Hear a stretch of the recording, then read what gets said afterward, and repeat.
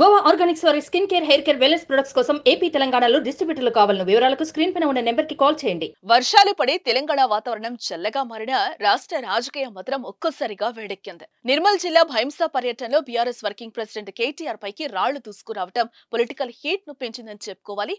ఏపీలో దుమారం రేపినట్టే తెలంగాణలోనూ ప్రస్తుతం రాళ్ల దాడి దుమారం రేపుతోంది. గతంలో జై శ్రీరామ్ పదం అన్నం పెడుతుందా అంటూ కేటీఆర్ వ్యాఖ్యలు చేశారు. ఈ వ్యాఖ్యలకు నిరసనగా భైంసాలో హనుమాన్ దీక్ష పనులు ఆందోళనకు దిగారు. కేటీఆర్ మీటింగ్ జరుగుతున్న ప్రదేశానికి వచ్చి నిరసన తెలిపారు.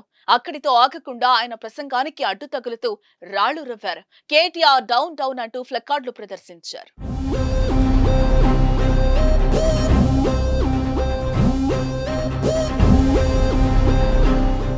రాళ్ల దాడితో కేటీఆర్ ఒక్కసారిగా అసహనానికి లోనయ్యారు. అక్కడున్న పోలీసులపై ఫైర్ అయ్యారు. పోలీసులు డ్యూటీలో లేరా అని ఆగ్రహం వ్యక్తం చేశారు.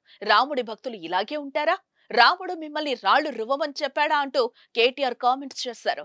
ఈ నిరసనల మధ్య కేటీఆర్ ప్రసంగం కొనసాగింది. 10 ఏళ్లు పనిచేసిన తర్వాత 10 ఏళ్లు అరే మీకు శ్రీరాముడు చెప్పిండ తమ్మి రాలేమని.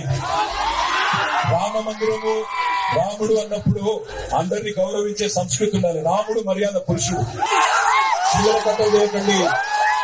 మీ ప్రచారం మీరు చేసుకోండి. చిల్లర కథలు చేయకండి. చిల్లర కథలు చేయకండి. తమ్ముడు పోలీసులు ఉన్నారా? పోలీసులు ఉన్నారా? చచ్చిపోయినా పోలీసులు డ్యూటీ చేస్తలేదా? దమ్ములేదా? ఆపై పోలీసులు కలుగ చేసుకుని ఆందోళనకారులను పంపించే ప్రయత్నం చేయగా హనుమాన్ స్వాములకు పోలీసులకు మధ్య వాగ్వాదం చోటు చేసుకుంది. చివరకు వారు వెళ్లిపోయాక కేటీఆర్ రోడ్ షో కొనసాగించారు. ఈ ఘటనపై కేటీఆర్ ఎక్స్ ద్వారా స్పందించారు. బీజేపీ గూండాలు నాపై చేసిన రాళ్ల దాడి ఘటన తర్వాత నాకు చాలా ఫోన్ కాల్స్ వస్తున్నాయి. భైంసా రోడ్ షోలో జరిగిన ఘటనలో నాకేమైనా జరిగిందేమో అని చాలా మంది ఆందోళన చెందుతున్నారు. నాకు ఏ గాయాలు అవ్వలేదు, చాలా బాగున్నాను. ఈ గూండాలపై పోరాటాన్ని కొనసాగిస్తాను అని కేటీఆర్ పోస్టు చేశారు.